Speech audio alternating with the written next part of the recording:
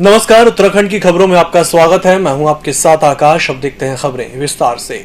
2 सितंबर सन 1994 को मसूरी में शहीद हुए 6 राज्य आंदोलनकारियों को मुख्यमंत्री पुष्कर सिंह धामी ने श्रद्धांजलि अर्पित की। इस अवसर पर केंद्रीय राज्य मंत्री अजय भट्ट, कैबिनेट मंत्री गणेश जोशी भी मौजूद रहे। शहीदों को श्रद्धांजलि अर्पित करते हुए सीएम ने कहा कि वह स्वयं एक आंदोलनकारी रहे हैं और उनके दर्द को भलीभांति जानते हैं। उन्होंने कहा कि वह सक्रिय राज्य आंदोलनकारियों के चिन्हितीकरण की लेकर दिशा निर्देश जारी कर चुके हैं और 31 सितंबर तक राज्य आंदोलनकारियों का चिन्हीकरण कर दिया जाएगा। मुख्यमंत्री ने कहा कि राज्य आंदोलन के दौरान हर व्यक्ति ने अपना योगदान दिया है और आज उन्हीं की बदौलत उत्तराखंड राज्य का गठन हो पाया है। हम मसूरी गोलीकांड के हमारे सभी शहीदों को नमन करते हैं और निश्चित रूप से उन शहीदों के सपनों के अनुरूप उत्तराखंड राज्य का निर्माण करने के लिए हम संकल्पबद्ध हैं। हम उस दिशा में बढ़ेंगे, उस दिशा में आगे कदम बढ़ाएंगे और जो भी हमारे आंदोलनकारी भाई हैं उनकी जो भावनाएं हैं उसके लिए हमने कुछ फैसले भी लिए हैं सरकार ने, कि जैसे हम चिन्हीकरण की तिथि को आगे बढ़ा रहे हैं, इसी प्रकार से जो पेंशन है उस पेंशन को भी उनके आश्रितों को, पति या पत्नी, उनको भी आगे कंटिन्यू करेंगे उनकी मृत्यु के पश्चात भी। इसी प्रकार से जो हमारे उद्योग धंधे हैं, उद्योग धंधों में भी उनको प्राथमिकता के आधार पर रोजगार देने की व्यवस्था करेंगे।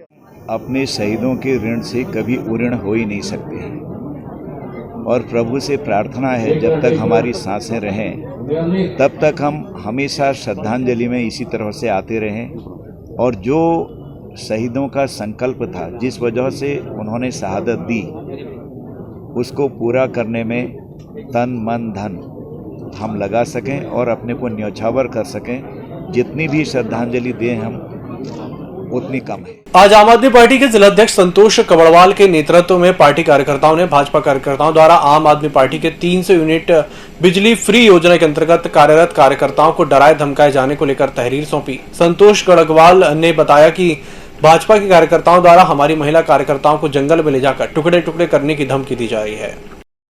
भाजपा कार्यकर्ताओं की गुंडागर्दी और तानाशाही के खिलाफ ये तहरीर हमने सौंपी है। जैसे कि आप जानते हैं कि आम आदमी पार्टी का फ्री बिजली गारंटी योजना में रजिस्ट्रेशन चल रहा है और हमारे कार्यकर्ता घर घर जा रहे हैं और लोगों का रजिस्ट्रेशन करा रहे हैं और बहुत ज़्यादा सराहना लोगों से उनको मिल रही है। लोग उनका स्वागत कर रहे हैं हमारे कार्यकर्ताओं का और कई लोगों का हमारे पास फ़ोन भी आ रहा है कि हमारा रजिस्ट्रेशन भाई कैसे होगा, आप ये बताइए।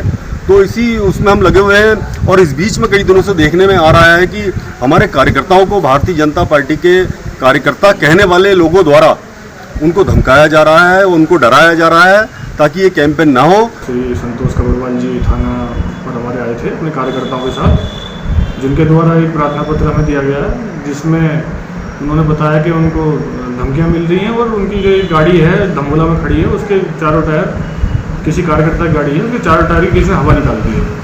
तो इस संबंध में हमने तुरंत मौके पर फोर्स रवाना कर दिया और जाँच उसकी की जाएगी।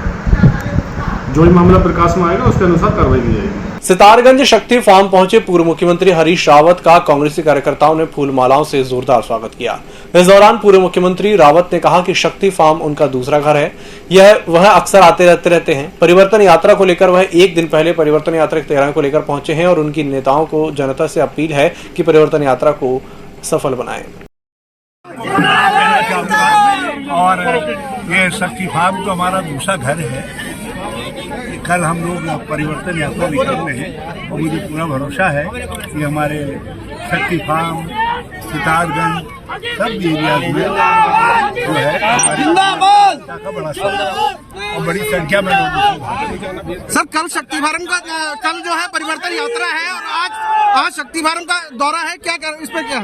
मैं आए तो हूँ इसी यात्रा में सम्मिलित होने के लिए। मैंने सोचा कि जैसा शक्ति फार्म होते हुए आम आदमी पार्टी के प्रदेश प्रवक्ता नवीन परसाली ने देहरादून में प्रेस कॉन्फ्रेंस की। आम आदमी पार्टी ने उत्तराखंड मुक्त विश्वविद्यालय में 8 सहायक क्षेत्रीय निदेशक के पदों पर हुई भर्ती को लेकर सवाल उठाए। साथ ही आम आदमी पार्टी के प्रदेश प्रवक्ता नवीन परसाली ने कहा कि उत्तराखंड मुक्त विश्वविद्यालय में 8 सहायक क्षेत्रीय निदेशकों के पदों में नियमों को ताक पर रखकर भर्ती की गई है। असिस्टेंट रीजनल डायरेक्टर यानी कि सहायक क्षेत्रीय निदेशक के 8 पदों पर बड़ा घोटाला होने वाला है। अखबार 30 अगस्त 2019 को लिखता है और उसके बाद ठीक 2 दिन बाद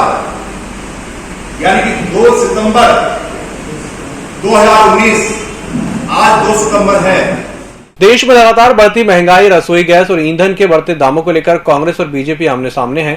जहां कांग्रेस प्रवक्ता गरिमा मेहरा दसौनी ने इस मामले में भाजपा को सीधे तौर पर घेरा, तो वहीं सत्ता पक्ष के प्रदेश प्रवक्ता नवीन ठाकुर ने महंगाई के मुद्दे पर सफाई देते हुए कांग्रेस को ही उल्टा जिम्मेदार ठहरा दिया।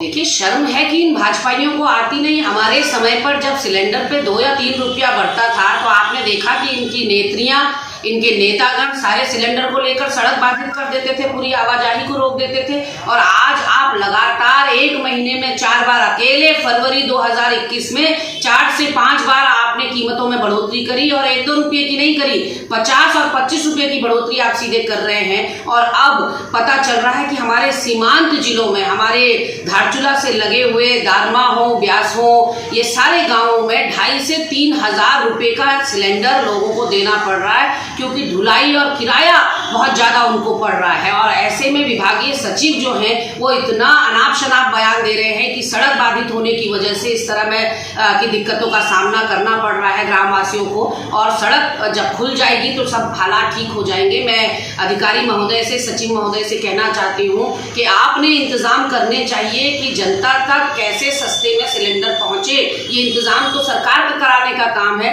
निश्चित तौर पर मुझे लगता है कि भाजपाइयों का वो बयान भी शर्मनाक है जिसमें वो कह रहे हैं कि सिलेंडर के दाम ना देखो, मोदी जी की योजनाएं देखो।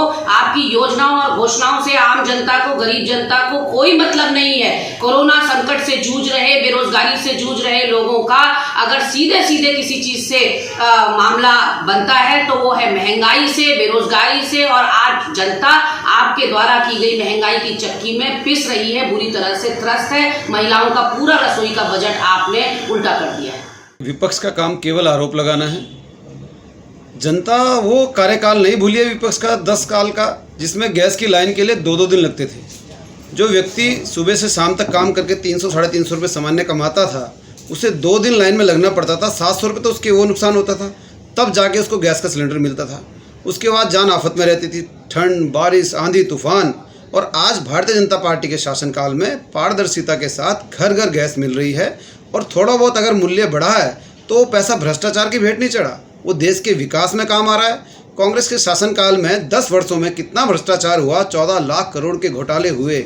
आम जनमानस जब सुबह पहला पृष्ठ अखबार का खोलता था तो उस पर घोटालों की बौछार होती थी। रुड़की के बेलडा गांव में उत्तराखंड किसान मोर्चा के द्वारा आज महापंचायत का आयोजन किया गया, जिसमें क्षेत्र के साथ भारी संख्या में अन्य राज्यों के किसान भी शामिल हुए। किसानों की महापंचायत को लेकर गांव में भारी पुलिस बल भी तैनात रहा। इस मौके पर उत्तराखंड किसान मोर्चा के राष्ट्रीय अध्यक्ष चौधरी गुलशन रोड ने बताया कि कृषि कानून का विरोध और अन्य मांगों को लेकर आज महापंचायत की गई है। आज उत्तराखंड किसान मोर्चे के द्वारा गांव बेलडा में एक महापंचायत का आयोजन किया गया।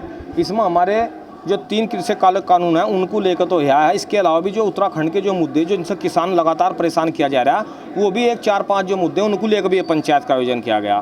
उसमें नंबर 1 बात तो यह है कि हमारे उत्तराखंड का जो गन्ने का जो रेट तय किया जाता है वो उत्तर प्रदेश के आधार पर किया जा रहा है लगातार। और ढुलाई का जो रेट है उत्तर प्रदेश में वो 8 रुपये 75 पैसे अधिकतम है, और उससे कम भी है 7 रुपये, 6 रुपये, 5 रुपये। और यहाँ पर हमारे साथ किराया ढुलाई का कट रहा है 11 रुपया। तो हमारा ये कहना है जब उत्तर प्रदेश के आधार पर आप रेट तय करें तो ढुलाई का किराया भी उत्तर प्रदेश के आधार पर तय किया जाए। उत्तराखंड सरकार ने प्रदेश में लगातार हो रही भारी बारिश को देखते हुए पुलों के सेफ्टी सर्वे कराने के आदेश दिए हैं। पहले चरण में बी श्रेणी के पुलों का सेफ्टी सर्वे किया जाएगा। उत्तराखंड में 1321 पुल हैं, जिनमें 664 पुल बी कैटेगरी के हैं। अगले 2 महीने तक इन बी कैटेगरी के पुलों की जांच कर रिपोर्ट शासन को सौंपी जाएगी। प्रमुख सचिव PWD RK सुधांशु ने इसकी जानकारी दी। उसमें जिलाधिकारी, DFO, सारे हमारे PWD की टीम सब लोग उसमें देख रहे हैं कि कितना जल्दी से जल्दी हो सकता है। और उसमें चूंकि वो आपदा में इस तरह से ये हुई है, तो आपदा के दृष्टिगत हम तत्काल किस तरह से उसकी अनुमति प्राप्त कर सकते हैं, उसकी संभावनाओं पर विचार किया जाए। इस बुलेटिन में फिलहाल इतना ही। इसी के साथ मुझे दीजिए इजाजत। नमस्कार।